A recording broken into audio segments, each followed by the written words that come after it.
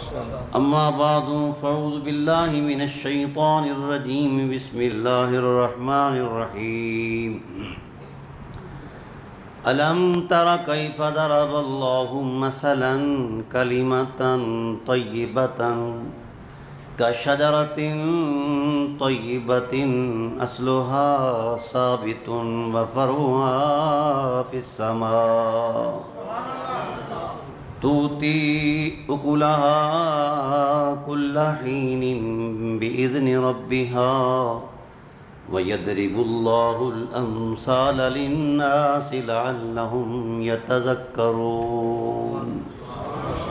أو كما قال الله في مقام آخر ولمن صبر وغفر إن ذلك لمن عزم الأمور صدق الله مولانا العظيم وبلغنا رسوله النبي العظيم الرؤوف الرحيم إن الله وملائكته يصلون على النبي يا أيها الذين آمنوا صلوا عليه وسلموا تسليما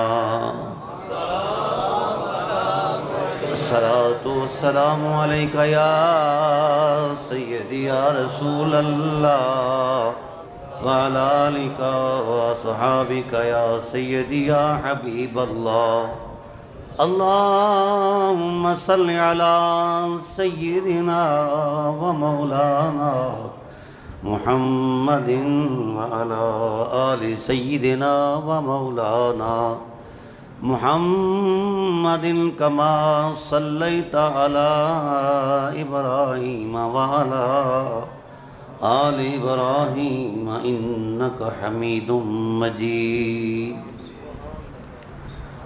حمد و صلاۃ کے بعد زینت محفل مفکر اسلام فضیلت الشیخ محترم المقام برادر مکرم علامہ ڈاکٹر حافظ محمد شفیق تبسم صاحب، علامہ حافظ محمد ابو بکر صاحب، علماء اہل سنت، احباب اہل محبت، السلام علیکم ورحمۃ اللہ وبرکاتہ. آج کی یہ خوبصورت جو نشست ہے یہ اپنے عنوان کے اعتبار سے عظیم بھی ہے اور حسین بھی ہے، اور اپنے دائرہ اثر کے اعتبار سے نجات کی ضمانت بھی ہے، بلکہ عظمت نجات بھی ہے. تو میں یہاں آ کر انتہائی خوشی ہوئی کہ ابھی وہ لوگ باقی ہیں جن کا تعلق دین فطرت سے ہے. مایوس تھا اپنے ماحول کے تسلسل میں کہ یہ وہ مقدس لوگ تھے، یہ جو سفید ریش بیٹھے ہیں یہ زیادہ جانتے ہیں ہم سے. کوئی زمانہ تھا کہ ان دنوں کے اندر اہل سنت کی کوئی مسجد، کوئی خانقاہ ایسی نہیں ہوتی تھی جہاں ذکر حسین نہیں ہوتا تھا. رفتہ رفتہ اہل سنت کو نظر لگی یا خدائے ذوالجلال کے غضب کی زد میں آئے، اس عظمت سے لوٹے، بکھر گئے. تو مجھے حیرت ہو رہی ہے کہ یہ 7-8 دن سے تسلسل پذیر ہے یہ پروگرام، اور احباب آپ سن رہے ہیں علماء سے. میں دل سے کہتا ہوں اللہ اس عظمت ذوق کو سلامت رکھنا. جن لوگوں نے اس انتظام انصرام اہتمام میں حصہ لیا اللہ ان کے گھروں میں اپنی نور کی بارش نازل فرما، رحمت کا سرور عطا فرما. یاد رکھنا نبوت نے ایک نشاندہی فرمائی، جب تک کائنات کے باسی میرے حرم سے وابستہ رہیں گے. بڑا خوبصورت جملہ ہے. جب تک کائنات کے باسی میرے حرم سے وابستہ رہیں گے، قیامت نہیں آئے گی۔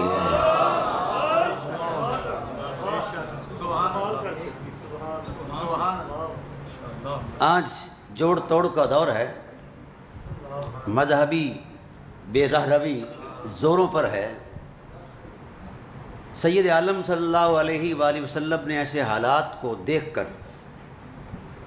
غم کا اظہار فرمایا، روئے بڑے غضبناک طریقے سے۔ اصحاب رسول نے کہا جہاں پناہ عالم آپ روئے ہو، کس چیز نے آپ کو اتنا غمگین کر دیا کہ آپ پھوٹ پھوٹ کر رو رہے ہیں؟ تو بارگاہ نبوت میں سے آواز آئی، او میرے صحابہ، جانتے ہو کہ دین پر محمد نے جان کی بازی لگائی ہے، آپ لوگوں نے بھی انتہا کر دی ہے، انتہا کر دی ہے۔ آپ کی محبتوں کا خدا کا عرش گواہ، ملائک گواہ، خدا گواہ، قرآن گواہ، کائنات گواہ، عرب کی سنگلاخ زمین کا ذرہ ذرہ گواہ ہے۔ اور خدائے ذوالجلال نے آپ کی ان محبتوں کو اتنا قبول فرمایا کہ رضی اللہ عنہم کا دائمی ٹائٹل عطا کر دیا ہے، وردو عنہ کی دائمی سند عطا کر دی ہے۔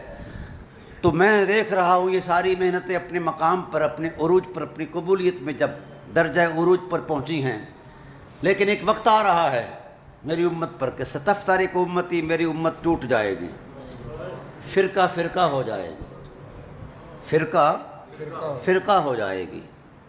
صحابہ روئے، جہاں پناہ عالم آپ نے مشقت اٹھائی۔ قرآن نے کہا لعلک باخع نفسک، محبوب نے تو جان کی بازی لگا دی ہے دین پر۔ آقا ہم نے بھی کوشش کی حسب توفیق، اور آپ نے پتھر تراشے، ہیرے بنائے، موتیوں کی لڑی بنائی، تسبیح پروئی، یہ ٹوٹ جائے گی؟ کہا ہاں ٹوٹ جائے گی۔ پوچھا ٹوٹنے کا سبب کیا ہے اور پھر جڑے گی کیسے؟ اس امت کو وحدت کی نعمت کیسے ملے گی؟ اس امت کو وحدت کی عظمت، اتحاد امت کی نعمت کیسے ملے گی؟ تو آپ صلی اللہ علیہ وآلہ وسلم کسی آفاقی تصور کو پیش کر کے کہتے کہ امت یہاں آ جائے تو ایک ہو سکتی ہے، کعبۃ اللہ کے حرم میں آ جائے، ایک ہیں، ایک لباس، ایک وضع، ایک قطع اور ایک ہی طواف کا تسلسل، یا میدان عرفات میں آ جائے، مزدلفہ مینا کی وادیوں میں آ جائے، یا کہیں اور کوئی مقام کا تعین کر دیتے۔ اگر یہاں جمع ہو جاتے تو کائنات کے کسی عظیم منظر کو وحدت امت کا ٹائٹل نہیں دیا، نشاندہی نہیں کی کہ یہاں امت جڑ سکتی ہے، ایک ہو سکتی ہے۔ اصحابہ کرام گھبرائے ہوئے تھے کہ حضور کہاں نشاندہی کرتے ہیں؟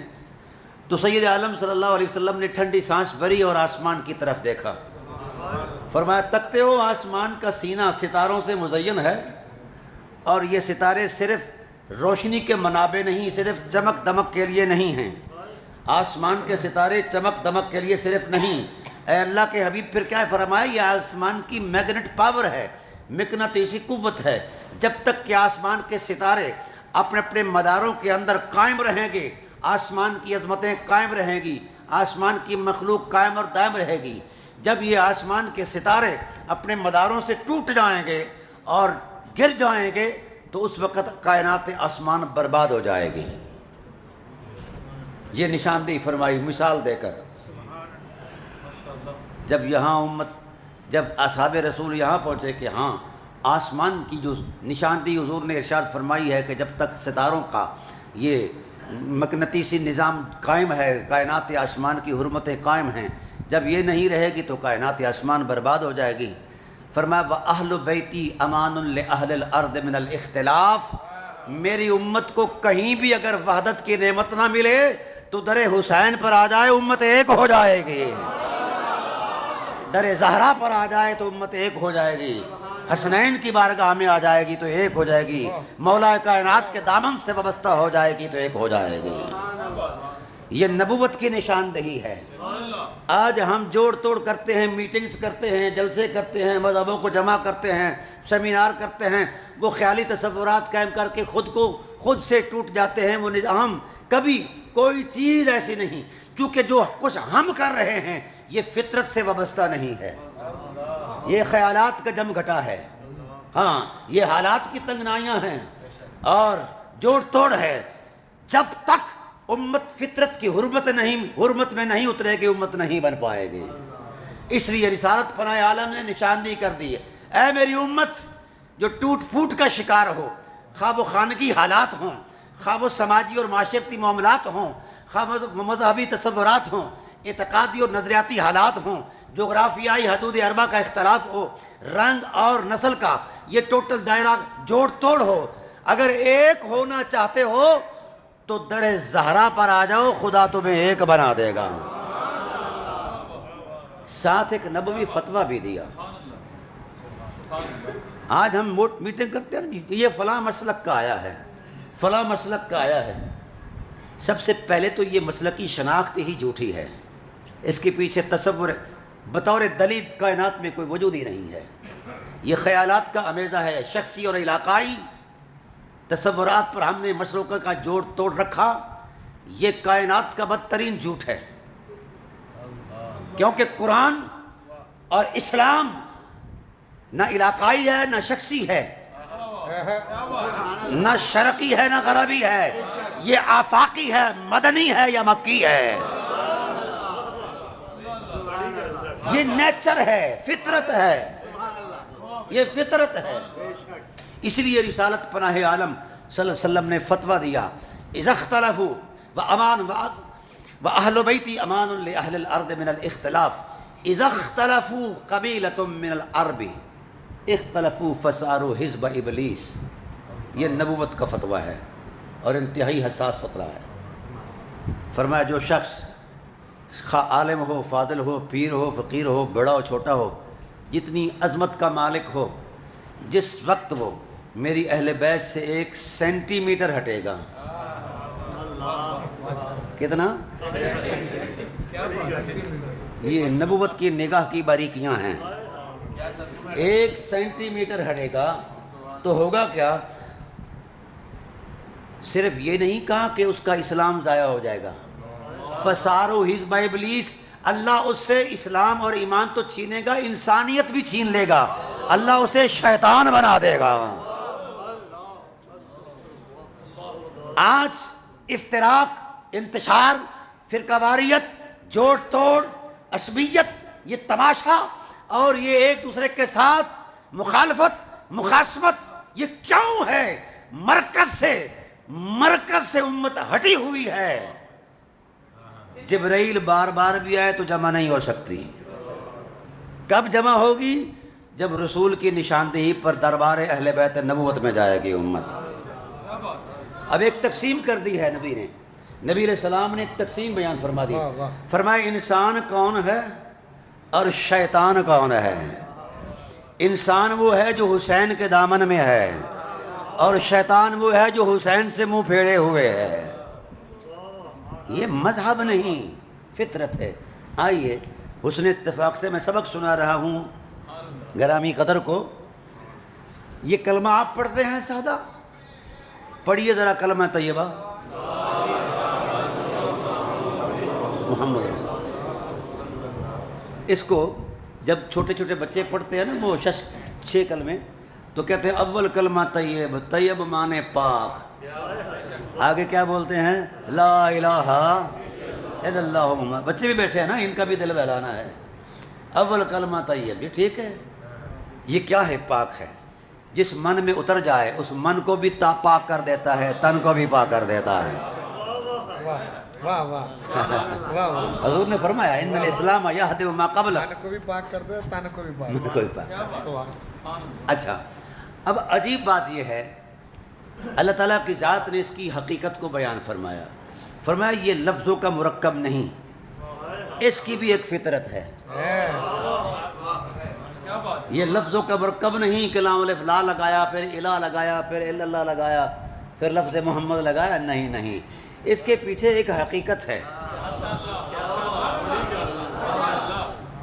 قرآن الم تر کیف ضرب اللہ مثلا کلمۃ، قابل غور بات ہے۔ آج میں آیات قرآن سے مقام حسین کو عرض کر رہا ہوں۔ حسین کون ہے؟ حسین خیال کا نام نہیں، فطرت کی معراج ہے۔ حسین صرف احساسوں کی تمنا نہیں ہے بلکہ مشیت الہی کا تسلسل ہے۔ حسین فقط خیالات کی آماجگاہ نہیں بلکہ عظمت یقین کی معراج ہے۔ آئیے الم تر کیف ضرب اللہ، سورہ ابراہیم، الم تر کیف ضرب اللہ مثلا کلمۃ، کلمہ طیبہ کی کمیت اور کیفیت کے اعتبار سے اور ساتھ ساتھ کلمہ طیبہ کی حقیقت کو اللہ نے بیان فرمایا۔ اے حبیب تیری بیدار چشم نبوت نے یہ دیکھا نہیں؟ الم تر کیف ضرب اللہ، کیسے اللہ نے شان والی مثال بیان فرمائی۔ اے اللہ کس کی؟ فرمایا کلمہ طیبہ کی۔ اے اللہ کلمہ طیبہ کی مثال کیا ہے؟ فرمایا کشجرۃ طیبۃ، یہ ایک پاک درخت ہے، یہ ایک پاک درخت کی طرح ہے۔ اصلھا ثابت، اس کی جڑ تحت الثری سے بھی نیچے اتری ہوئی ہے۔ وفرعھا فی السماء، اور اس کی شاخیں آسمانوں کا سینہ چیر کر حرم الہی میں اس کی شاخیں جا پہنچی ہیں۔ آسمان کا سینہ بھر دیا ہے۔ اور پھر اس کا کمال یہ ہے ہر درخت موسم آنے پر پھل دیتا ہے، سال میں ایک مرتبہ دیتا ہے۔ توتی اکلھا کل حین، یہ تو اس وقت سے پھل دے رہا ہے جب وقت بھی کسی اکائی میں نہیں تھا۔ کائنات کا ہر درخت موسم کا پابند ہے، یہاں موسم اس کے پابند نظر آتے ہیں۔ الم تر کیف ضرب اللہ، بس ذرا اس ترتیب کو ذہن میں رکھنا ہے۔ آج ہم معراج حاصل کریں گے اپنے ایمان کی، جب ہمارا ایمان بوسہ زن ہوگا در زہرا پر، جب ہم بوسہ دیں گے عقیدت کا حضرت حسین کی حرمت مآب خاک کی حرمت پر۔ اللہ اکبر، بڑی قابل غور بات۔ ناظرین محترم کا سامعین محترم، الم تر کیف ضرب اللہ، کیا خوبصورت مثال ہے جو اللہ نے بیان فرمائی، اللہ نے خود بیان فرمائی۔ یہ تو پاکیزہ درخت ہے، اصلھا ثابت، اس کی جڑ بڑی مضبوط ہے۔ فرعھا فی السماء، اس کی شاخوں نے آسمان کے سینے کو بھر دیا ہے۔ توتی اکلھا کل حین، یہ ہر وقت پھل دیتا ہے، اور اس وقت سے پھل دے رہا ہے جب وقت بھی وقت کی اکائی میں نہیں تھا۔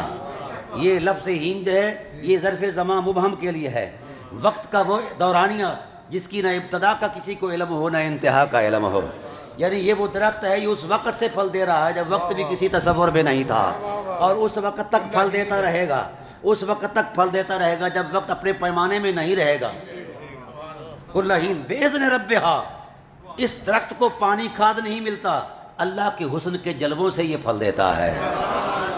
اللہ کا اذن جو ہے اس کے اندر مؤثر فطرت ہے، ہر وقت اذن الہی اس کے ساتھ وابستہ ہے۔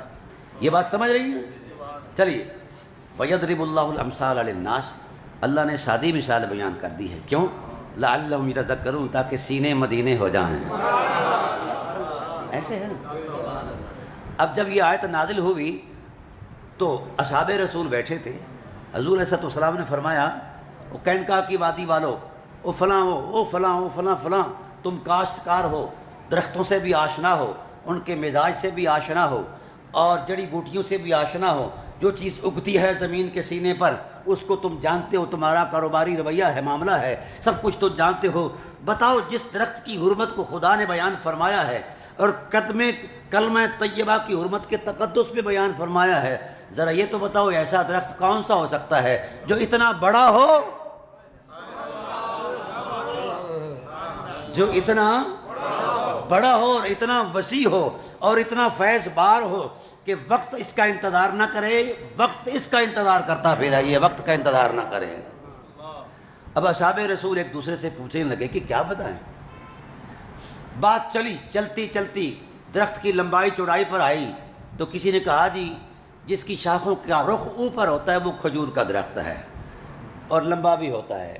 کسی نے کچھ کہا، کسی نے کچھ کہا، تو رسالت پناہ عالم صلی اللہ علیہ وسلم نے فرمایا تم اہل زباں ہو، اسلوب قرآن کچھ اور کہہ رہا ہے، تم کچھ اور کہہ رہے ہو۔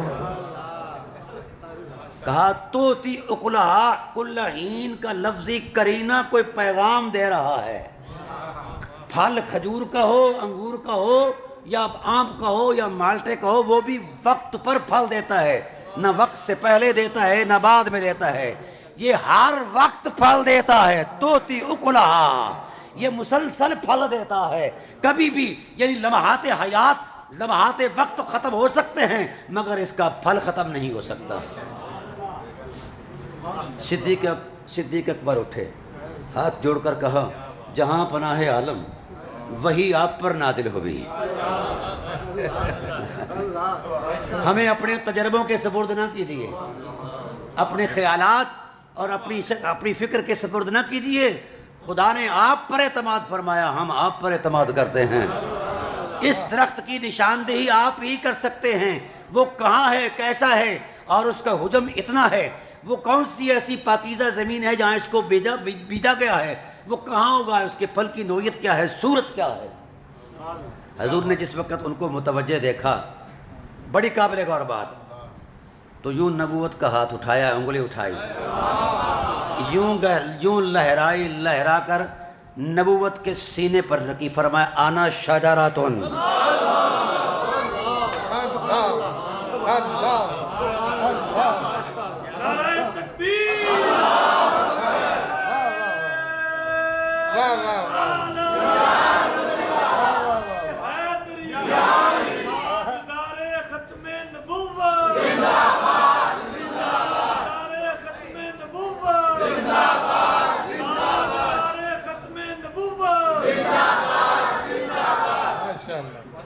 آنا شجراتن، میں وہ درخت ہوں۔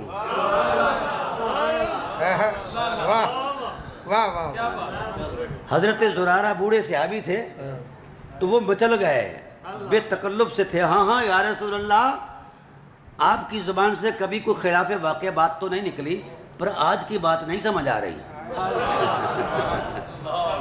آنا شجراتن، یہ کیا ہوا؟ آنا شجراتن، آپ درخت ہیں، حالانکہ درخت کی شاخیں ہوتی ہیں، شگوفے ہوتے ہیں، شگوفوں میں پھل ہوتے ہیں، ٹہنیوں پر پتے ہوتے ہیں، ہوا کا جھونکا آتا ہے تو آکسیجن دیتا ہے، کاربن ڈائی آکسائڈ کا خاتمہ کرتا ہے، اور آپ نے خود اپنے پیکر نبوت کو درخت کہا۔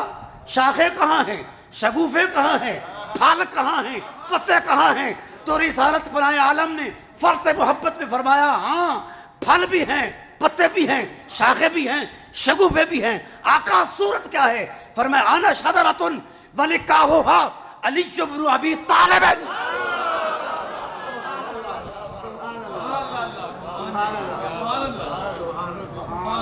انا شجرۃ ولکاہھا علی بن ابی طالب وحملھا فاطمہ بنت محمد وثمرھا حسن والحسین۔ فرمایا میں درخت ہوں، علی میری شاخیں ہیں،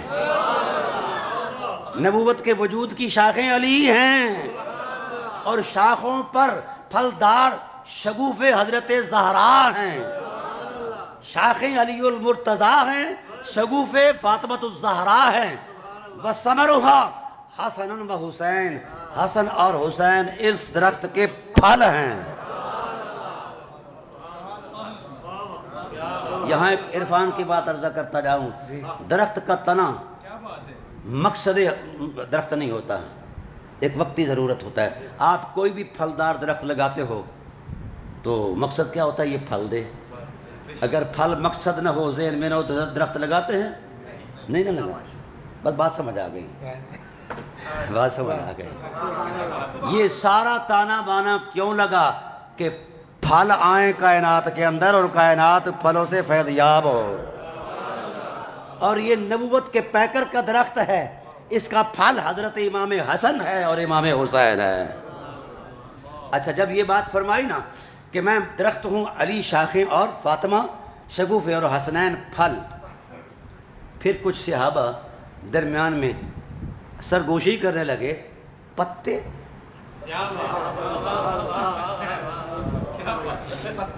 اب حجم تو پورا ہو گیا، فطری تقویم تو پوری ہو گئی، مگر وہ جو رونق درخت ہوا کرتی ہے عادت اور فطرت میں، وہ پتے ہیں۔ تو میرے رسول نے تبسم فرمایا پوچھتے ہو پتوں کے بارے میں؟ ہائے ہائے، پھر دہرائی بات، انا شجرۃ ولکاہھا علی وحملھا فاطمۃ وثمرھا حسن وحسین۔ فرمایا والمحبون اہل بیتی ورقھا आना फिल जन्ना लिकाउहा फिल जन्ना हमलुहा फिल जन्ना समरुहा फिल जन्ना हक्कन हक्कन हक्का औ कमा क़ाल। फरमाया मैं दरख्त, अली शाखें, ज़हरा शगुफ़े, हसनैन फल, जितने इनसे मोहब्बत करते हैं, जिस तरह दरख्तों के पत्ते वजूद दरख्त का हिस्सा हुआ करते हैं, ऐ पाकिस्तानियों, इंग्लिस्तानियों, तौरिस्तानियों, काले हो गोरे हो, मोहब्बत हुसैन में जुड़ जाओ। जब तुम जुड़ जाओगे तो नबूवत दामन फैला कर कहेगी कि जिस तरह दरख्तों के पत्ते वजूद दरख्त का हिस्सा हुआ करते हैं, हुसैन से मोहब्बत करने वाले वजूद मोहम्मद का हिस्सा हुआ करते हैं।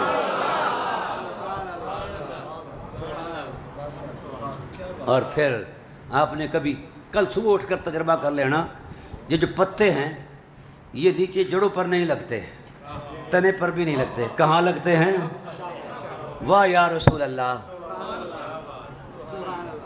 और वाह आपकी मोहब्बत और आपकी आल की मोहब्बत। फरमाया मेरी आल से मोहब्बत करने वालों, जिस तरह दरख्तों के पत्ते जड़ों पर नहीं लगते, दरख्त के सर माथे पर लगते हैं, तुम अहले बैत नबूवत की मोहब्बत में उतर आओ, मोहम्मद के सर माथे पर हो।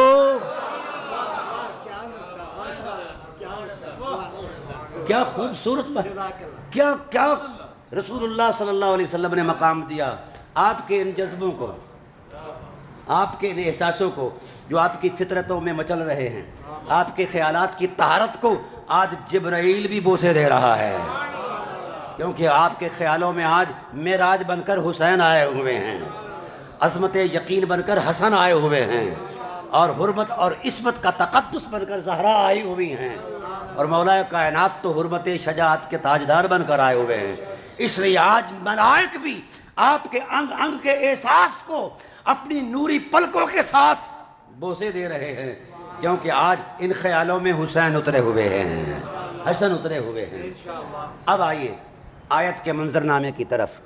आयत क्या थी? ये कलिमा तय्यबा एक दरख्त की तरह है, और दरख्त कितना पाकीज़ा है, हर वक्त फल देता है। ये सारा आपने सुना है ना। चूँकि वक्त के दामन में इतनी गुंजाइश नहीं कि मैं एक एक जुज़्व की तफसील बयान करूँ। ये तो तकरीबन 22-25 घंटे का खिताब है, आपको तो परसों तरसों हो जाएगी, लेकिन मैं क्लोज़ अप करता हूँ। देखिए यार, ये फितरत है। क्या है? मज़हब नहीं। डॉक्टर साहब, मज़हब बदलते हैं, फितरत नहीं बदलते हैं। इसलिए आज के बाद आप अहद करो कि हुसैन को मज़हब की ऐनक से नहीं देखेंगे, फितरत की आंख से देखेंगे। जिस फितरत में हुसैन हैं वो निगाह नबूवत का मरकज़ है। हुज़ूर शौक़ रखते हैं उस फितरत के मुतालिया का जिस फितरत में हुसैन बसते हैं। क्या समझते हैं कि आपका ये ख्याल, ये ज़ौक़ तमन्ना मज़हब है? कुरान ने फितरी तसव्वुर में फितरी मिसाल दी है। कमाल की बात है जी। हजूर ने ख़ुद को दरख्त कहा, अली को शाखें कहा, ज़हरा को शगुफ़े कहा, हसनैन को फल कहा, अहले मोहब्बत को पत्ते कहा। आप में आजकल साइंस भी पढ़े लिखे होते हैं लोग। दरख्त की कमियत और कैफियत और मौसरात तबी के अतबार से अगर कोई शख्स जानता है कि ऑक्सीजन क्या है और कार्बन डाइऑक्साइड क्या है, यानी पोल्यूशन आलूदगी क्या है और ताज़ा हवा, ज़रूरत है ना। आपकी जान के लिए ऑक्सीजन ज़रूरी है ना, और कार्बन डाइऑक्साइड का ख़ात्मा ज़रूरी। ये दरख्त क्यों लगाए जाते हैं? ये आपकी कार्बन डाइऑक्साइड जो पोल्यूशन है उसको ख़त्म करते हैं, और साथ साथ जनाब वाला आपको ऑक्सीजन देते हैं। ज़िंदगी बहाल है, जान चलती है। बस बात समझ आ गई। मेरा आना कबूल हो गया। ये टाली का, शहतूत का, शरी का दरख्त ऑक्सीजन देता है, ज़िंदगी चलती है। कार्बन डाइऑक्साइड का खात्मा होता है। और जिस दरख्त की छाँव में तेरे और मेरे जज्बों का एहसास मौजूद है, वो भी हुजूर ने फरमाया अगर टाली का दरख्त ऑक्सीजन दे सकता है तो मोहम्मद क्यों नहीं देता? असहाबे रसूल ने पूछा, या रसूलल्लाह सूरत क्या है? फरमाया जब मैं तबस्सुम फरमाता हूँ, जब मैं तबस्सुम फरमाता हूँ तो रब की रहमत झूम उठती है, तकादा करती है, ए लबाए मोहम्मद بولو کیا چاہتے ہو. تو میں تبسم کی حرمت میں کہتا ہوں یا اللہ میری امت کی گناہوں پر رحمت کا قلم پھیر دے. اب لا الہ الا اللہ کے تکلم میں ذات الہ کا تصور ہے. اب ذات الہ کو لا الہ کے لفظوں سے ہٹا دو تو کیا رہے گا؟ کالی لکیریں. ایسا ہے نا. اور محمد رسول اللہ کے لفظوں کے تکلم سے حضور کی ذات کو ہٹا دو تو وہ بھی کالی لکیریں. تو کوئی ان دال لفظوں کی مدلول حقیقت ذات ہے. جب تک ذات نہیں تب تک بات ہی نہیں ہے. جب تک ذات نہیں تب تک بات ہی نہیں ہے. تو بھئی دوستان محترم، اب بات تھی لا الہ الا اللہ. ذات کیا تھی؟ ذات حق کے حسن کے رعنائیاں، اللہ کی الوہیت کے جلوے. بات کیا تھی؟ محمد رسول اللہ. ذات کیا تھی؟ ذات محمد. ذات محمد کلمے سے ہٹ جائیں تو کلمہ نہیں رہتا. کبھی کوئی ایسا درخت بھی فطری تقویم میں محسوس ہوا کہ وہ درخت تو ہو، نہ شاخیں ہوں، نہ شگوفے ہوں، نہ پھل ہوں؟ ہے ایسا؟ ایک بڑی بات کرنے لگا ہوں. تو فطری تقویم میں یہ ضروری ہے نا. تو یہ اہل بیت نبوت کے نفوس قدسیہ خود کلمہ کی حقیقت میں شامل ہیں. ان کی تقویم فطرت پر کلمے کی تقویم علم موجود ہے. کلمے سے یہ ہٹ جائیں تو کلمہ نہیں رہتا. اس لیے تاجدار اپنا اجمیر شریف نے کہا، تاجدار اجمیر شریف نے کیا کہا تھا؟ شاہ است حسین، بادشاہ است حسین، دین است حسین، دین پناہ است حسین، سرداد نہ داد دست در دست یزید، حقا کے بنائے لا الہ است حسین ہے. چلے ہم تھوڑا سا قرآن ہی پڑھ لیتے ہیں. یہ تو ہو سکتا ہے فرط جذبات ہوں، کیونکہ آج کل کے علماء جو ہیں نا جی، وہ اپنی ذہنی جوڑ توڑ کا پہلے ایک ذائچہ بڑھاتے ہیں، پھر جو ذہن کے مطابق ہو دلیل اسے قبول کرتے ہیں. خواہ 5 مرتبہ بھی اللہ کسی بات کی تقریر کرے تو کہتے ہیں نہیں ذہن نہیں مانتا، مذہب نہیں مانتا، مسلک نہیں مانتا، میرے حضرت نہیں مانتے. بھئی تیرے حضرت تے وہی نازل ہوئی نہیں مانتا. قسمن خواہ تو نال تیرا حضرت. قرآن اصل ہے. اب آئیے، رسول دو عالم صلی اللہ علیہ وسلم تشریف فرما ہیں، لیٹے ہوئے ہیں، اصحاب رسول ارد گرد کھڑے ہیں دست بستہ. قرآن کی آیت آئی. اللہ تعالیٰ کی ذات نے علماء یہود پر لعنت کی. حضور کو اس بات پر حیرت ہوگی. کہا پروردگار عالم، علم وجہ عظمت و فضیلت ہے اور آج اہل علم پر لعنت کر رہا ہے. اس وقت رسول اللہ کا وجود کانپنے لگ گیا. تو اگر صاحبان علم لعنتی ہیں تو پھر علم کون پڑھے گا؟ تو آواز آئی میرے حبیب، لیم بألسنتہم وطعنا فی الدین. میں علم کی بنیاد پر ان پر لعنت نہیں کر رہا. ان کے من میں جو پلیتی ہے، یہ کتابیں پڑھ کر بھی تیری ذات پر انگلی اٹھاتے ہیں اور تجھے اتنا کہتے ہیں کہ یہ محمد بن عبداللہ ہے، یہ بنو ہاشم سے ہے. یہ نہیں سمجھتے کہ محمد کے سر کے بال سے کے آخری کونے سے لے کر پاؤں مبارک کے آخری کونے تک ذات محمد عین دین ہے. وطعنا فی الدین، دین پر انگلی اٹھاتے ہیں. اب جو نقشہ عرض کر رہا ہے نا فقیر، اس پر غور کرنا. اتنے میں حسین آئے، میرے نبی کریم صلی اللہ علیہ وسلم کے پاؤں پر چڑھے تو حضور تڑپ گئے. کہا حسین تیرا یہ مقام تو نہیں ہے، آگے آ. حسین آگے آئے. پھر کہا یہ بھی نہیں، اور آ. جب سینہ نبوت آیا تو حسین لپٹ گئے. اصحاب رسول کو حیرت ہوئی کہ رسالت پناہ عالم صلی اللہ علیہ وسلم کے اس مقام پر تو قرآن نازل ہوتا ہے اور حسین یہاں آ کر بیٹھ گیا ہے. حسین یہاں آ کر بیٹھ گیا ہے. اس کو اتنا خیال نہیں، بچے تھے. وہ کہا یجلس لقا، یہ جو چھوٹا بچہ ہے یہاں آ کر بیٹھ گیا ہے. حیرت ہوئی. اس حیرت کو نبوی بصیرت نے دیکھا اور کہا کیا او لوگو، تم سمجھتے ہو کہ حسین وہاں بیٹھ گیا ہے جہاں قرآن نازل ہوتا ہے؟ یعنی قرآن کا جو محبت ہے اس کا احترام نہیں کیا اس لکا چھوٹے بچے نے؟ کہاں یا رسول اللہ، بظاہر تو یہی ہے، یہ تو قرآن کریم کا مرکز اور منزل من اللہ ہونے کا یہ مرکز ہے، یہاں ہمارا تجلیات کا نزول ہوتا ہے، یہاں بچہ آ کر بیٹھ گیا ہے، بچہ کبھی پکیزہ ہوتا ہے کبھی غیر پکیزہ ہوتا ہے۔ آقا ہم نے تو اس لیے کہا، آقا علیہ السلام نے حسین کو یوں چوما اور لہرایا۔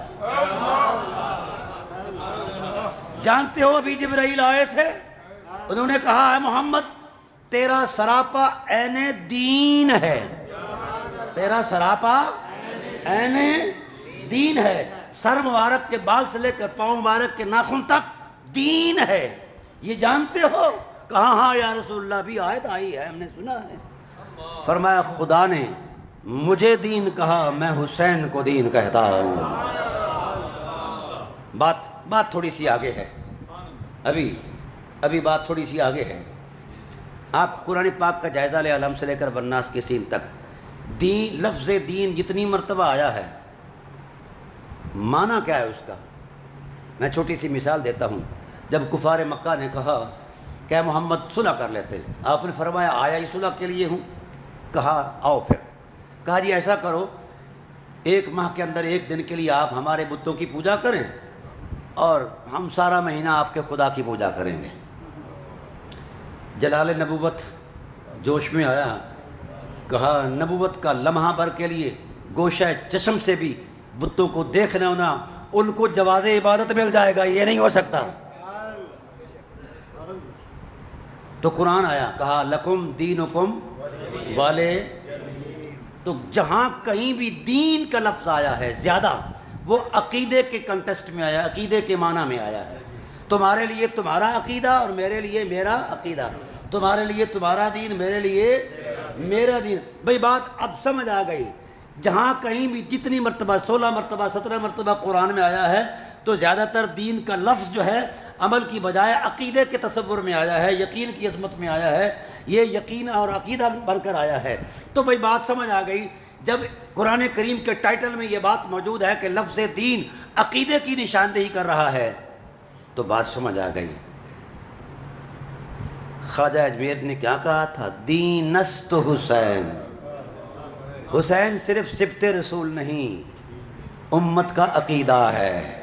جس عقیدے میں حسین ہے وہ عقیدہ محبوب ہے، اور جس میں حسین نہیں وہ مردود ہے، اور جس نماز میں حسین نہیں وہ نماز بھی مردود ہے، نمازی بھی مردود ہے۔ آئیے ہم ذرا تھوڑا سا آگے چلتے ہیں تاکہ اپنا عنوان جو ہے نا ایک جہت پر چل پڑے۔ آج ہم یعنی یہ تو طے ہو گیا کہ مولا حسین پاک اہل بیت رسول جو ہے یہ کلمہ کی حقیقت میں شامل ہیں، یہ نہ ہو تو کلمہ شاید ہو سکتا ہے آپ کہیں کہ یہ فرط جذبات ہے یا نبوی خاندان کی خوشامد ہے۔ ہم قرآن سے پوچھ لیتے ہیں، 2 مرتبہ لا الہ الا اللہ زد میں آیا ہے براہ راست۔ حافظ صاحب یہ بڑی تاریخی بات عرض کر رہا ہوں، 2 مرتبہ۔ پہلی مرتبہ جب جبل ابو قبیس کی چوٹی پر کھڑے ہو کر کریم آقا علیہ الصلوۃ والسلام نے فرط جذبات میں نبوی فریضہ ادا کرتے ہوئے یہ فرمایا، لوگو ایھا الناس قولوا لا الہ الا اللہ تفلحوا، لا الہ الا اللہ کہو فلاح پا جاؤ گے۔ تو لوگوں نے کیا کہا؟ اے محمد یہ کلمہ نہ کہنے دیں گے نہ کہیں گے۔ زد میں آ گیا، آپ نے کہا سچائی ہے، کہا وہ تیرے لیے سچائی، ہم نہیں مانتے۔ اتنے 100 خداؤں کو چھوڑ کر ایک خدا کو لا الہ الا اللہ کیسے مانے؟ مذاہب ہوئے، تیاریاں شروع ہو گئیں، لا الہ الا اللہ کو زد میں لا کر خاتمے کے لیے سرگرمیوں کی ترتیب شروع ہو گئی کہ اس کو ختم کرنا ہے۔ یہ تاریخ کا ادنا طالب علم بھی ان حقیقتوں کو جانتا ہے۔ تو گویا ایسے سنگین حالات میں لا الہ الا اللہ زد میں آیا۔ اب حضور اکیلے ہیں، کسی صحابی کا کردار نہیں ملتا وہاں جو لا الہ الا اللہ کی توثیق کے لیے کردار دے۔ بہت سارے اصحاب ہجرت کر کے حبشہ چلے گئے، کچھ لوگ جو رہ گئے ان کو خاموش رہنے کا حکم تھا، کچھ کسی کی کسٹڈی میں تھے۔ جب لا الہ الا اللہ مکی دور میں زد میں آیا تو لا الہ الا اللہ کی پہلی طاقت بن کر جو ذات آئی ہے اسے ابو طالب علیہ السلام کہتے ہیں۔ کیا کہا؟ آقا علیہ السلام کا بازو پکڑا، وہاں سے جبل ابو قبیس سے لے کر مکہ کعبۃ اللہ کے اندر آ گئے۔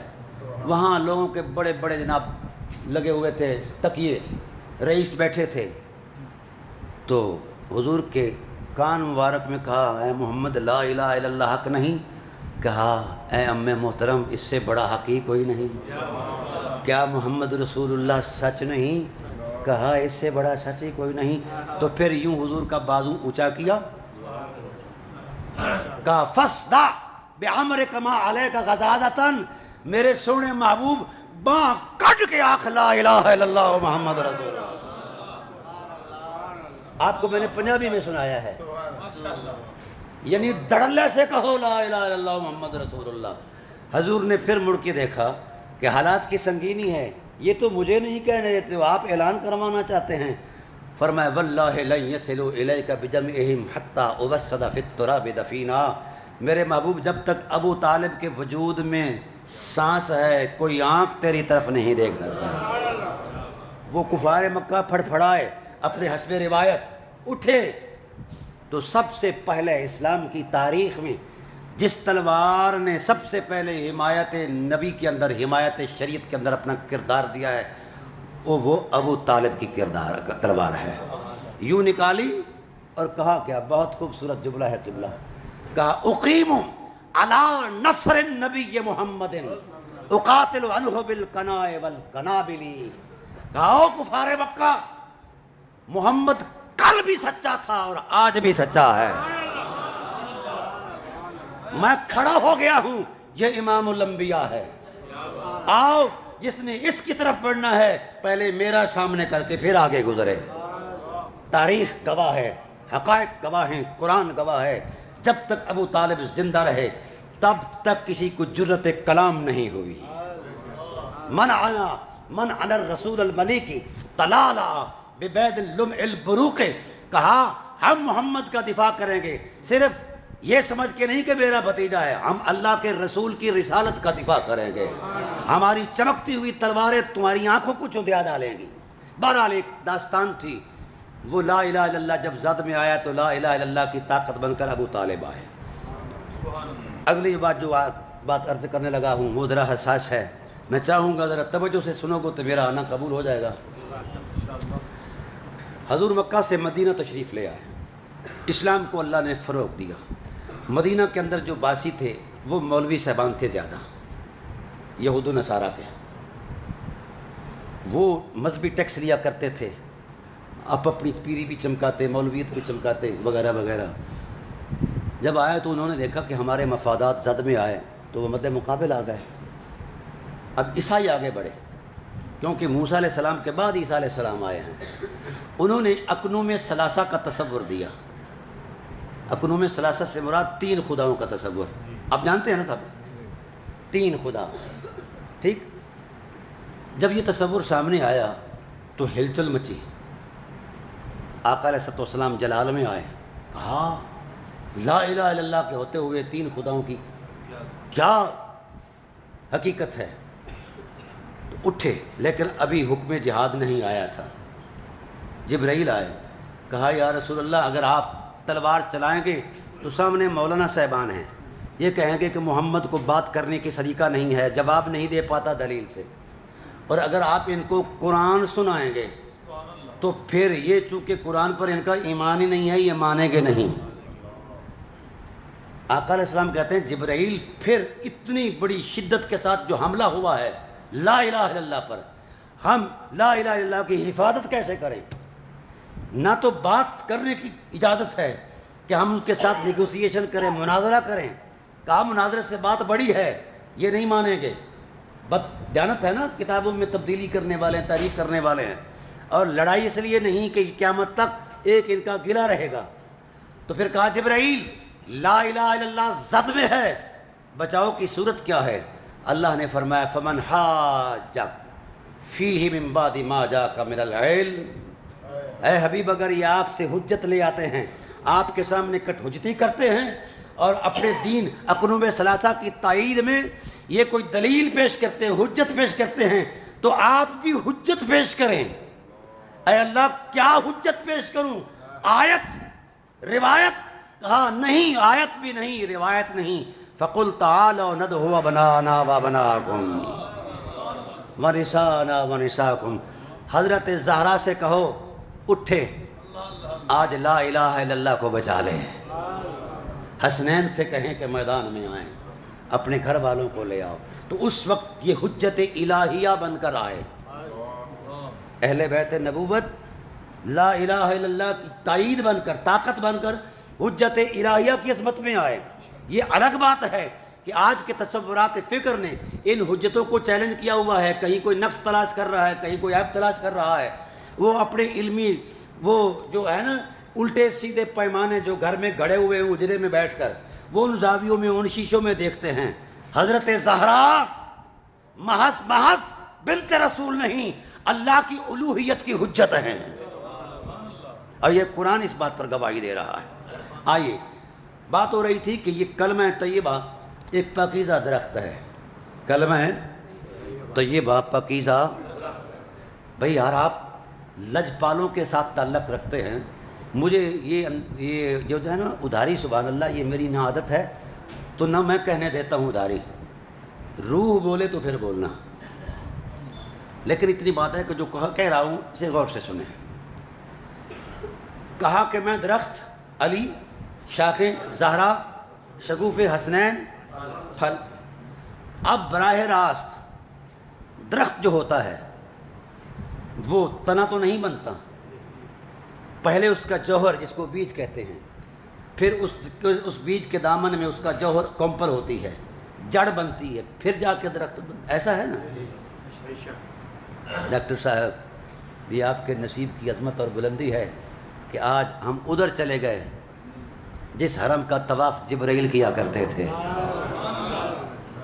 حضور کا سارا پیکر مؤثر شریعت ہے نا، حضور نہ ہو تو شریعت نہیں بنتی۔ اور یہ جو اجزائے رسول ہیں، تنا اگنا مقصد نہیں، پھل مقصد ہوا کرتا ہے، پھل مقصد ہوا کرتا ہے۔ پتوں کی خوشبو اور پھولوں کی خوشبو ہی معطر کیا کرتے ہیں، تنے نہیں معطر ہوتے، سمجھا گی نا۔ لیکن چونکہ یہ عام تنا نہیں، یہ وجود نبوت ہے، یہ تو جس راہ سے گزر جائیں ذرے خاک کے خوشبودار ہو جایا کرتے ہیں۔ اچھا، آج یہ کرنا چاہتا ہوں کہ حضور نے تنے کا تصور دیا، جڑ کا، انا تنے کا، اور شاخوں کا، شگوفوں کا، پھل کا، پتوں کا۔ آئیے، اس درخت کی کوئی جڑ بھی تو ہے نا، اصلھا ثابت، اس کی اصل جو ہے، ہائے ہائے ہائے، حیرت ہے کہ کبھی تنا اصل میں مؤثر نہیں ہوتا، جڑ تنے میں مؤثر ہوتی ہے۔ جڑ نہ ہو تو تنا سوکھ جایا کرتا ہے۔ سلام اس اصل پر کہ مصطفیٰ تو ساری شریعت کی اصل ٹھہرے، سلام اس اصل پر جو مصطفیٰ کی بھی اصل ٹھہرے ہیں۔ اصلھا ثابت، یہ لفظ ہے، یہ جو ثابتن ہے نا جی، یہ نکرہ ہے، ٹھیک ہے۔ یہاں بڑا ایک سبق دیا ہے قرآن کریم نے کہ جڑ بڑی مضبوط ہے۔ کیوں؟ جڑ کب مضبوط ہوتی ہے؟ جب اسے بیماری نہ لگی ہو، آلودگی نہ لگی ہو، سیونک نہ لگی ہو، کوئی ایسی چیز نہ لگی ہو۔ قرآن کہہ رہا ہے اصلھا ثابت، محمد تیری اصل اتنی پاکیزہ ہے جہاں پاکیزگیاں بھی طواف کرتی ہیں۔ اصل عربی میں ام کو بھی اصل کہتے ہیں، ام کو ماں کہتے ہیں، اور اصل کو بھی ماں کہتے ہیں۔ سلام اس ماں پر جو میرے محمد کی اصل ہے، اور سلام اس باپ پر جو اصل کے لیے جوہر کا کام دے رہا ہے۔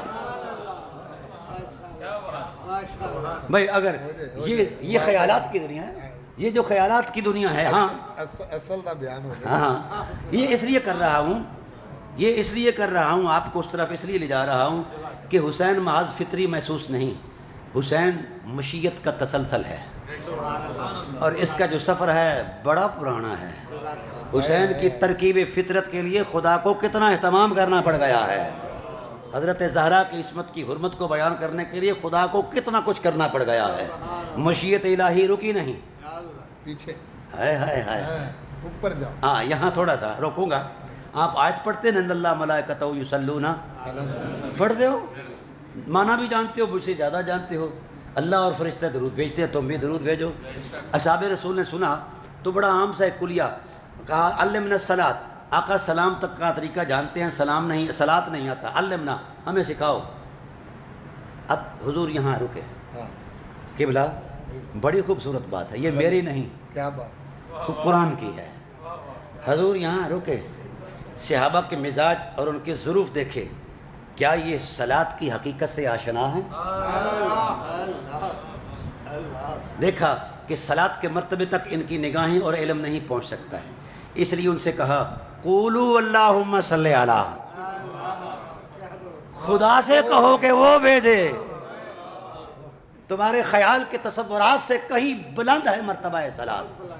اچھا، یہ علماء تشریف فرمائے، ان کی تفنن طبع کے لیے ایک ذوق محبت کا ایک جزیہ پیش کرتا جاؤں۔ یہ جو لفظ صلاۃ بولتے ہیں، اس کا معنی اکثر اوقات لکھا ہوتا ہے درود، بھائی درود کا معنی کیا ہے؟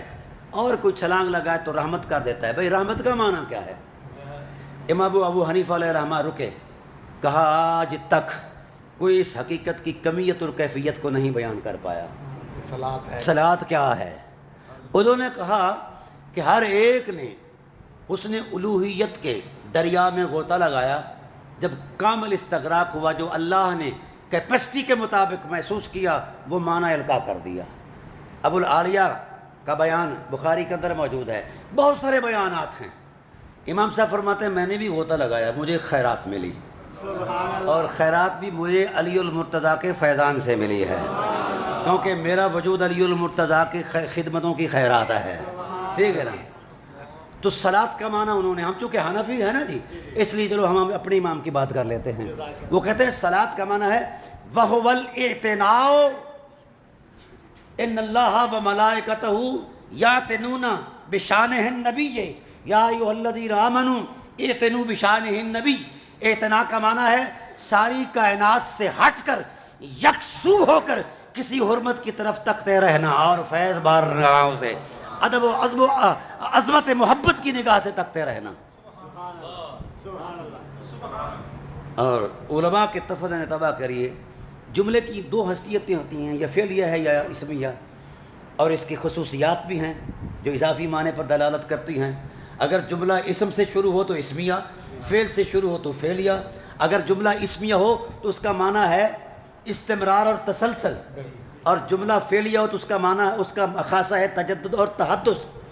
اچھا، یہ وہ جملہ ہے جس کے اندر دونوں حقیقتیں موجود ہیں، یہ فعلیہ بھی ہے اور انا کے وجہ سے اسمیہ بھی ہے۔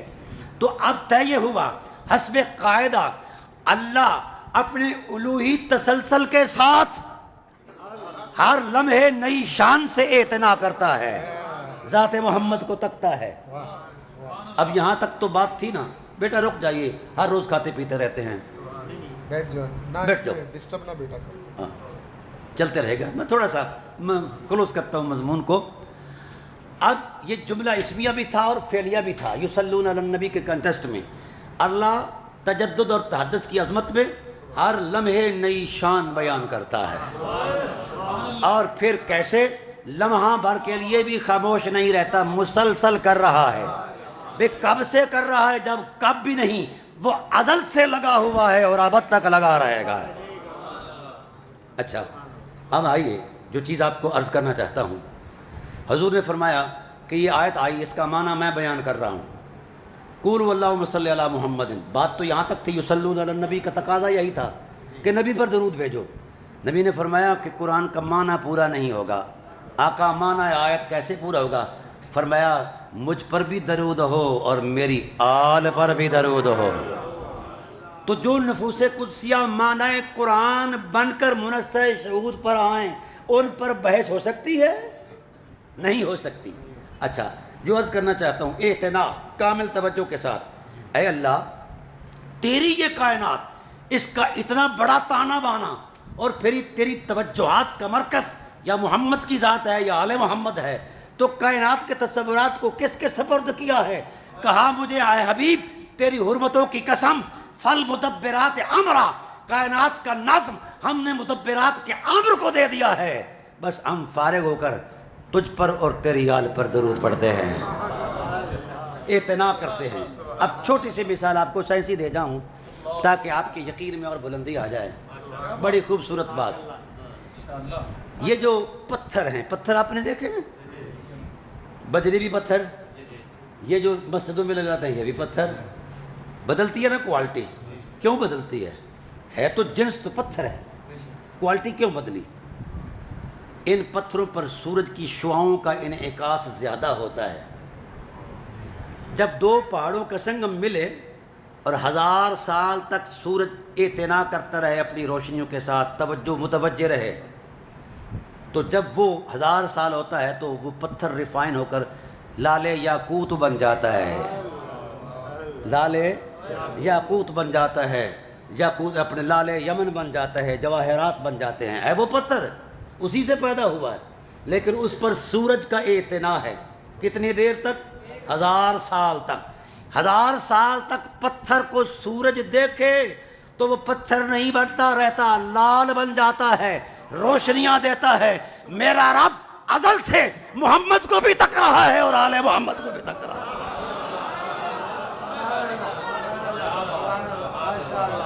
اب آپ جائزہ لے لیں میرے فَإِنَّكَ بِأَعْيُنِنَا، محبوب تم تو آنکھوں میں بس گئے ہو یار، ہم کہیں اور نظر دیکھتے نہیں، بلکہ یہاں تک کہا الذی، یہ ظرف، یہ جو الذی اس میں موصول ہے، اس میں موصول کا ما قبل جو ہوتا ہے وہ مبہم ہوتا ہے۔ کیا ہوتا ہے؟ واہ، اور اس کا ما بعد اس ابہام کو دور کرتا ہے۔ بھئی وہ الذی کوئی تھا، کیا تھا کوئی پتہ نہیں ہے، کوئی پتہ نہیں کسی کو وہ کیا تھا، بس اس نے کیا کہا میں ہوں، بھئی تو کیا ہے کوئی پتہ نہیں، علم خاموش، عالم خاموش۔ بس اگر میری پہچان چاہتے ہو، الذی یراک، میں وہ ہوں جو حسن محمد کو تکتا رہتا ہوں، حین تقوم، اس وقت سے تک رہا ہوں جب وقت بھی کسی پیمانے میں نہیں تھا۔ یہاں بھی لفظ ہین آیا ہے اور وہاں بھی لفظ، اب ان دونوں میں ربط پیدا کرے تو ایک ہین کی بجائے 2 ہین رل گئے۔ لگاؤ ضرب تقسیم، ہندسوں سے کہو کہ جوڑ توڑ کر کے بتاؤ کہ کتنا لمحہ بنتا ہے۔ تاہم عرض یہ کرنا چاہتا ہوں دوستان محترم، یہ اہل بیت رسول جو ہیں محض بنت رسول ہونے کی حیثیت سے، ابن رسول ہونے کی حیثیت سے ان کا تشخص نہیں ہے، یہ تو ایک فطرت کا تسلسل ہے کہ فطرت کو روشنیاں دینی تھی، اس لیے اس راستے سے بھیجا۔ دراصل یہ اللہ کے حسن کے جلووں کی نمائش ہے، یہ اللہ کے حسن کی رعنائیاں ہیں۔ اب آئیے تھوڑا سا ہم سمیٹتے ہیں گفتگو کو۔ یہ بات بڑی قابل غور کہ حسین فرط جذبات سے نہیں بنے، خیالات سے نہیں بنے، ایک تاریخ ہے۔ کس کی؟ حضور فرماتے ہیں فلم یصبنی شیء من عہد الجاہلیت، جب سے میری فطری تقویم کا آغاز ہوا قدرت کی نگاہوں نے پہرا دینا شروع کر دیا، میری ہر ماں کی حرمت کا پہرا دیا، ہر باپ کی عفت کا پہرا دیا، ان کے کرداروں میں اتنا کرم تھا، اصلها ثابت، محمد کی اصل اتنی پاک ہے، اتنی مضبوط ہے کہ وہاں وسوسہ گناہ بھی نہیں گزر سکتا، کسی خطا کا گزرنا تو دور کی بات ہے، من الاقدار والوساوس، وہاں تو وسوسے کے اوپر پابندی ہے، کوئی خیال نہیں گزر سکتا۔ اور کہا کیا، بی بی صاحبہ فرماتی جب محمد کریم میرے شکم رحمت میں آئے نا تو ایک بھینی بھینی آواز آئی، اتعلمین بما تحملین، بی بی جانتی ہے تو کس شان سے نوازی گئی؟ کہا اس لفظوں میں مٹھاس اتنی تھی کہ میری روح کا آنگ آنگ مست ہو گیا، ذوق سے سرشار ہو گیا، لیکن آواز دینے والا نظر نہیں آتا. ادھر ادھر تکتی ہوں، اجنبی میں اکیلی تھی، خامن تو سر پر تھا نہیں، تو میں اس اجنبیت کے ماحول میں تکتی کون ہے. ایک مرتبہ میں نے تڑپ کر کہا او مہربان، تیری آواز میری اجنبیت کو دور کر رہی ہے، بتا سکتے ہو کہ تم اس شفقت کا پیمانہ کیا رکھتے ہو، کون ہو؟ تو آواز آئی بی بی محمد کا خدا تسلیاں دے رہا ہے. سب سے پہلے جس نے مبارک دی حضور کی ولادت پر. بڑا ایک عجیب جملہ ہے قبلہ حضور کی والدہ کریمہ کا. وہ کہتی ہیں کہ مجھے آواز آئی اہنی ایک یا آمنہ بنت وہب، اے آمنہ بنت وہب تجھے مبارک ہو مبارک ہو. مٹھاس تو وہی تھی لیکن آواز میں وہ شناسائی نہیں تھی. تو کہا ہم خدا سب سے پہلے مبارک دینے آئے ہیں. اور بڑا جملہ ہے، فرمایا حتیٰ غیب عنی، ہوا یہ کہ محمد کریم جب پیدا ہوا تو مجھ سے غائب کر دیے گئے. میں ممتا تھی، تڑپ اٹھی کہ بڑے ارمانوں کا ترجمان ہے محمد کریم، بڑی امیدوں کی عظمت ہے، تو کہاں غائب ہو گیا؟ تو ایک تسلی کا نور آیا، سکینہ میرے قلب پر اترا. تو اس نور میں آواز تھی کہ بی بی تیرے انتظار کے لمحات 9 ماہ تھے، تو 9 مہینوں کے اندر اتنی بےتاب ہو گئی. ہماری انتظار دیکھ، ہم اس محبت اور حرمت کو تکنے کے لیے ازل سے انتظار کر رہے ہیں، ہم اس وقت سے انتظار کر رہے ہیں. اس لیے پہلا حق ہمارا بنتا ہے، پہلے ہم جلوہ کریں گے پھر تمہیں دکھائیں گے. قرآن کریم کی آیت آئی، اے لوگو اس خاندان کو صرف فطری محسوس نہ سمجھنا. لقد جاءکم رسول من انفسکم عزیز علیہ ما عنتم حریص علیکم بالمؤمنین رؤوف الرحیم. جہاں نفاستوں کی انتہا ہے وہاں میرے محبوب کی ماں کی حرمت کی ابتدا ہے. آقا علیہ الصلوۃ والسلام نے خطبہ دیا. یہ بھی یاد رکھے اہل بیت النبوت کی حرمت میں حضور نے کئی مرتبہ 100 سے زائد خطبے دیے ہیں. کتنے؟ 100 سے زائد. کہا کیا؟ ہر خطبے کا عنوان کیا ہوتا؟ اذکرکم اللہ، تمہیں اپنی اہل بیت کے بارے میں اللہ سے ڈراتا. جب تک امت اس نقش قدم پر چلتی رہی امت رہی، جب اس سے لوٹ گئی تو پھر یزید بن گئی. ہاں یہ کردار ہے. یزید شخصیت نہیں، ایک بھیانک کردار ہے. حسین شخصیت نہیں، ایک حرمتوں کی کہکشاں ہے. میں عرض کرنا چاہتا ہوں کہ سرکار دو عالم جو پہلا خطبہ دیا نا اسی حوالے سے، اور اس خطبے کی حرمت میں آپ نے 48 آیتیں بطور حوالہ پیش کی. میں چھوٹا سا نقشہ پیش کرتا ہوں. فرمایا ان اللہ خلق الخلق ثم قسم قسمین، اللہ نے جب مخلوق کو پیدا فرمایا تو 2 حصوں میں تقسیم کیا. فجعلنی فی خیرہما، فجعلنی فی خیرہما، جس حصہ مخلوق میں نور کی فضیلت سب سے زیادہ تھی مجھے اس میں رکھا. کما قال اللہ تعالی، اشارہ دیا قرآن کی آیت کا، اصحاب الیمین و اصحاب الشمال، کچھ لوگ اصحاب یمین ہیں کچھ اصحاب الشمال، یعنی کچھ اہل جنت اور کچھ اہل جہنم. فرمایا انا من اصحاب الیمین، میں ان سے ہوں جنت جن کے نام پہلے ہی لکھ دی گئی ہے. ابھی مولوی صاحب سوچ رہے ہیں کہ وہ جنت میں جائیں کہ نہیں ہیں. اچھا آگے کیا کہا؟ انا من خیر اصحاب الیمین، میں ان سے بھی ان سے ہوں جس سے اوپر جنت کے تصورات ہی ختم ہو جاتے ہیں، جس سے آگے جنت کا احاطہ ہی کوئی نہیں ہے.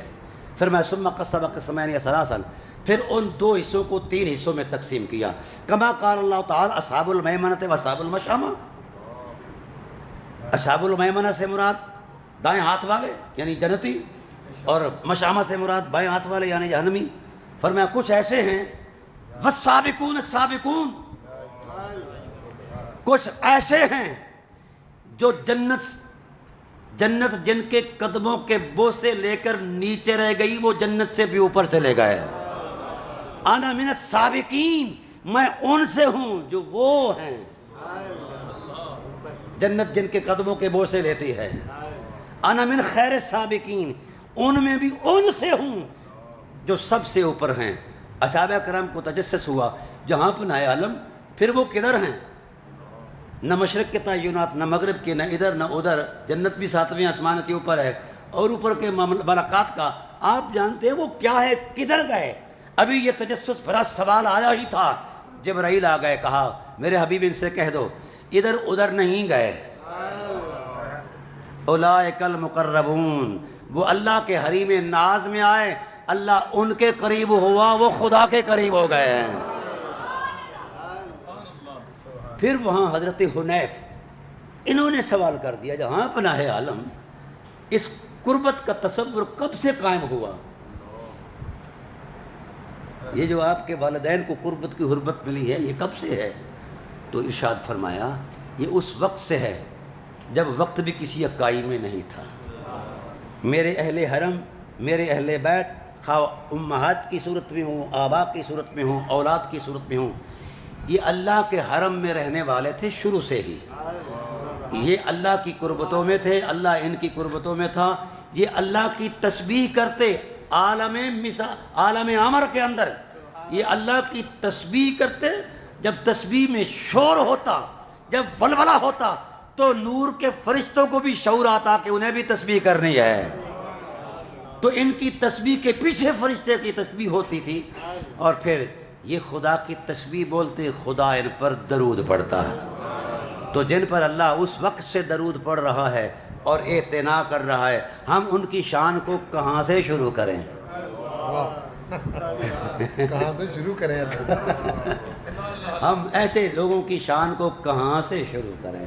بولیے، کوئی ہے دائرہ کار، دائرہ فکر، کوئی مذہب کے تصورات؟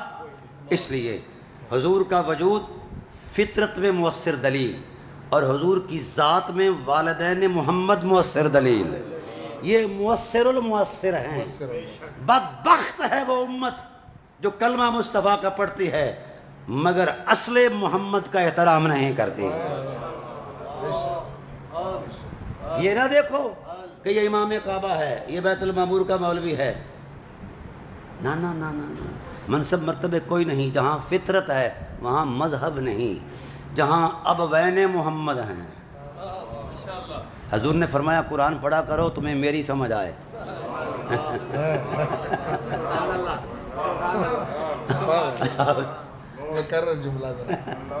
فرمایا قرآن پڑھا کرو تمہیں محمد کی معرفت آئے، قرآن پڑھا کرو تمہیں محمد کی سمجھ آئے۔ آقا کہاں سے پڑھا کریں؟ قرآن تو سارا ہے، ہم کہاں سے پڑھا ہے؟ تو آپ نے سورہ انفال کی آیت پڑھائی، یا ایھا الذین آمنوا استجیبوا للہ وللرسول اذا دعاکم لما یحییکم واعلموا ان اللہ یحول بین المرء وقلبہ وانہ الیہ تحشرون۔ یہ آیت پڑھائی، آپ نے کہا، اصحاب نے کہا یا رسول اللہ اس آیت میں کیا بیان کرنا چاہتے ہو؟ فرمایا یہ سعید بن مالا سے پوچھو۔ سعید بن مالا صحابی ہیں، میرے خیال عشرہ مبشرہ میں بھی ہیں۔ اچھا، یہ نماز پڑھ رہے تھے، عین نماز میں حضور نے آواز دے دی، اب یہ عجیب دوراہے پر کھڑے ہو گئے کہ اللہ کی بارگاہ میں کھڑے ہیں اور آواز مصطفیٰ کی آ گئی ہے۔ اگر خدا کو چھوڑتے ہیں تو خدا ناراض، وہ سادہ لوہی کا تصور تھا، اگر حضور پر لبیک نہیں کہتے تو حضور ناراض، پریشان ہو گئے نا۔ ایسے حالات میں بس دل میں ایک ہی بات ہے کہ جلدی جلدی دونوں کو راضی کر لیتا ہوں، جلدی جلدی نماز بھی پڑھ لیتا ہوں، یہ بھی راضی ہو جائے گا وہ بھی راضی ہو جائے گا، جلدی جلدی نماز پڑھی، لیکن اس جلدی کرنے میں بھی کچھ دیر تو لگی۔ تو کریم آقا نے فرمایا کہ جب میں نے آواز دی تھی اے سعید تو نے فوراً لبیک کیوں نہیں کہا؟ آقا میں نماز میں تھا، جبرائیل آیا، یا رسول اللہ اسے کہو یہ پھر پڑھے۔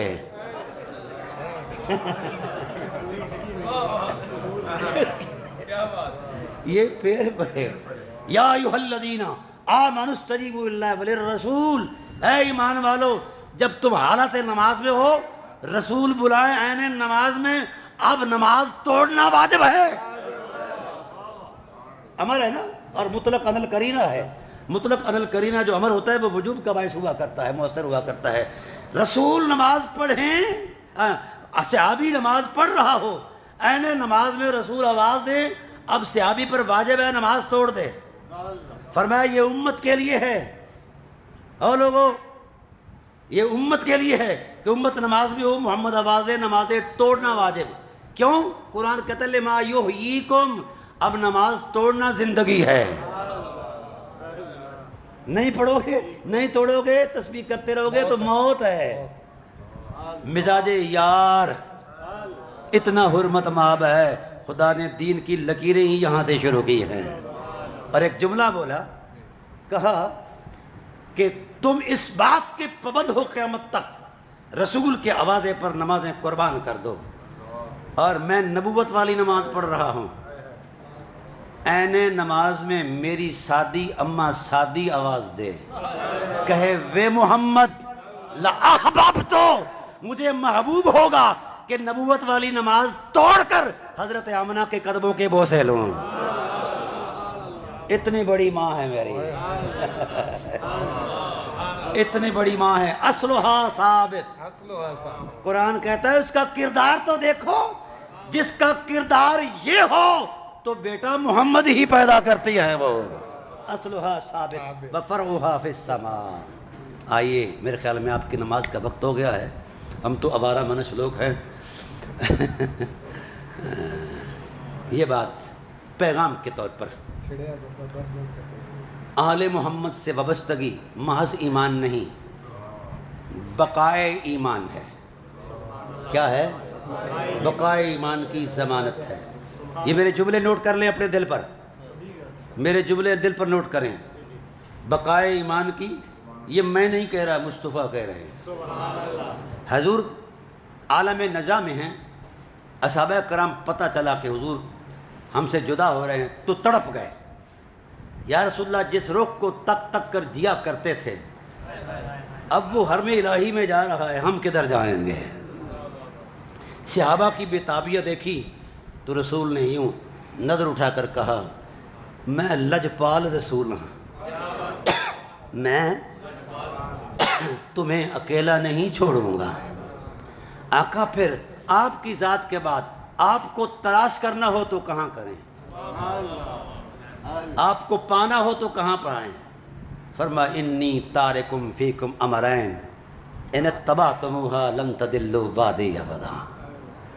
فرمایا میں دو چیزیں چھوڑ کر جا رہا ہوں، میں انہی میں رہتا ہوں، یا قرآن کی آیتوں میں رہتا ہوں یا حسین کی چاہتوں میں رہتا ہوں. مجھے اور یہ بات حضور کے جذباتی الفاظ ہوتے تو ہم کہتے ہیں یہ جذبات تھے. بڑا سیاںا بندہ تھا، اس امت کا پہلا عنوان، صدیقوں کا تاجدار حضرت ابوبکر صدیق رضی اللہ تعالی. جب خلیفہ بنے نا تو لوگ جوق در جوق کہا کہ خلیفے کی ذمہ داری ہوتی ہے کہ جب رعایا پریشان ہو تو اس کی پریشانی کا ازالہ کریں. ہم پریشان ہیں، حضور نظر نہیں آتے. خطاب کر چکے ہیں کہ حضور کا وصال ہو گیا، پھر پریشان. کہا جی پھر جب دیکھا نا کہ ان کے فرط جذبات کا میں جواب نہیں دے سکتا تو تسلی دی. کہا محمد موجود ہیں، محمد موجود ہیں. بھئی کہاں ہیں؟ مسجد نبوی میں؟ کہا نہیں. کہاں ہیں؟ کہا ارقبوا محمدن فی اطرتہ، محمد آج بھی اپنی اہل بیت میں موجود ہیں، وہاں جا کر آپ کو محمد مل جائیں گے. لوٹ آئے یہ امت، یہ مذہب کے تراشے ہوئے بتوں کی پوجا چھوڑ دے.